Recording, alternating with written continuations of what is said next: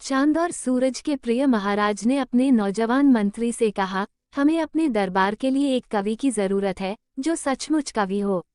दूसरे दिन नौजवान मंत्री ने नगर में मुनादी करा दी। तीसरे दिन 1001 आदमी मंत्री के महल के नीचे खड़े थे और कहते थे, हम सब कवि है।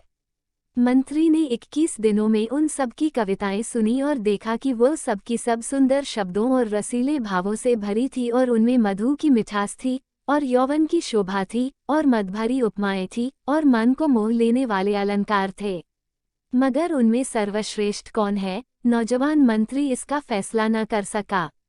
उसने एक दिन सोचा, 2 दिन सोचा, 3 दिन सोचा, चौथे दिन उसने फूल की पंखुड़ियों के कागज पर सुनहरे रंग से 1001 कवियों के नाम लिखे और यह सुनाम सूची महाराज की सेवा में उपस्थित कर दी।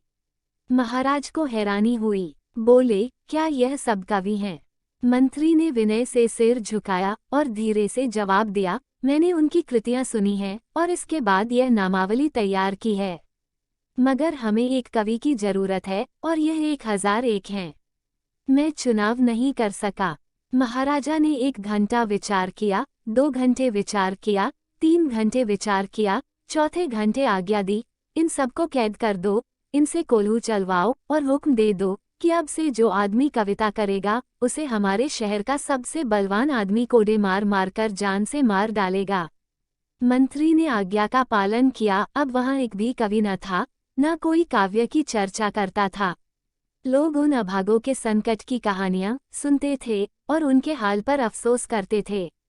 6 महीने बाद महाराज 1001 कवियों के कैदखाने में गए और उन सब की तलाशी की आज्ञा दी और 1001 कवियों में से 101 ऐसे निकले जिन्होंने बंदी गृह की कड़ी यातनाओं के बीच में रहते हुए भी रात के समय जाग जाग कर पहरेदारों से छुपा छुपा कर कविता की थी और यह न सोचा था कि अगर महाराज को उनके इस अपराध का पता लग गया तो उनका क्रोध जाग उठेगा और इस राज्य का सबसे बलवान आदमी उन्हें कोड़े मार मारकर जान से मार डालेगा।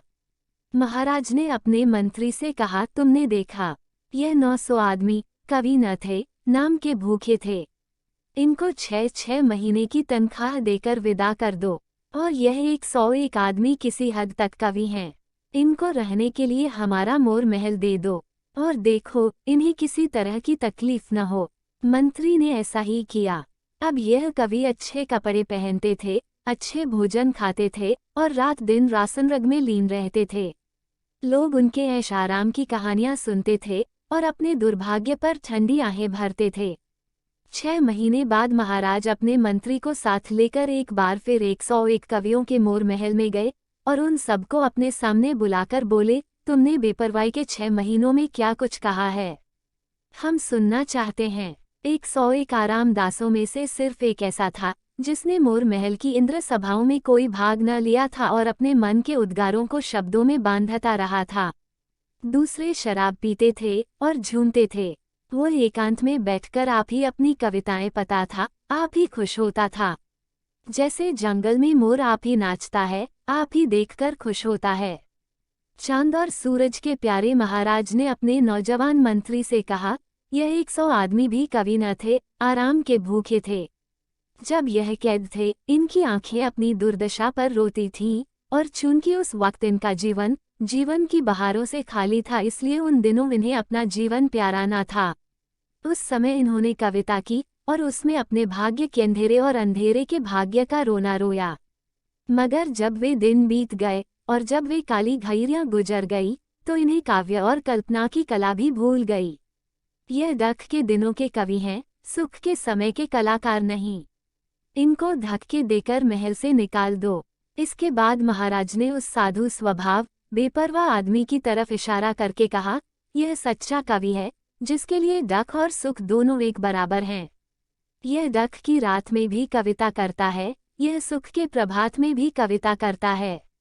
यह मौत के काले रास्ते पर भी कविता करता है, यह जीवन की सुंदर घाटियों में भी कविता करता है। यह इसका स्वभाव है, यह इसका जीवन है, यह इसके बिना रह नहीं सकता। यह सच्चा कवि है, यह 1001 कंकरों में हीरा है। हमने इसे आज से अपना दरबारी कवि नियत किया। हम इसे मुंह मांगी तनख्वाह देंगे। इसका काम केवल इतना है कि हमें हर रोज दरबार में आकर एक दोहा सुना जाया करे। कवि ने दरबार में जाकर महाराज को एक दिन दोहा सुनाया, दूसरे दिन दोहा सुनाया, तीसरे दिन दोहा सुनाया, चौथे दिन लिख भेजा, मुझसे इस तरह की कविता नहीं हो सकती। मैं उद्गारों का कवि हूँ, किसी की मर्जी का गुलाम नहीं। नौजवान मंत्री